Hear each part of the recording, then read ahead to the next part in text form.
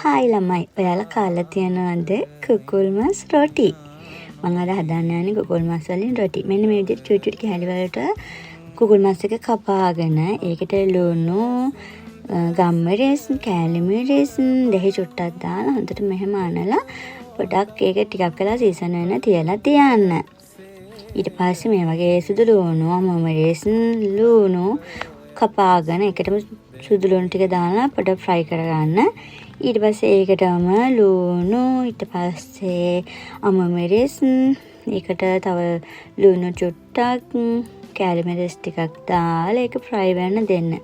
ඊට පස්සේ අපි අර පැත්තකින් තියාගත්ත චිකන් ටික අරගෙන මේකට දාලා හොඳට කලවම් කරගන්න ඕනේ. හොඳට ෆ්‍රයි වෙන්න, හොඳට තැම්බෙන්න. හොඳට තැම්බෙන්න ඕනේ. මොකද නැත්තම් මේකට පිටි දැම්මට පස්සේ මස් කෑලි අමුවට තිබ්බහම කන්න බෑ. මේ පාන් පිටියක අරගෙන ඒකට වතුර චුට්ටකුත් දාන්න ඕනේ. ඊට පස්සේ හොඳට ඒක කලවම් කරලා හොඳට ඒක නීට් එකට අනා ගන්න ඕනේ. හොඳට අපි රොටි අඳන්න ගන්නවා වගේ.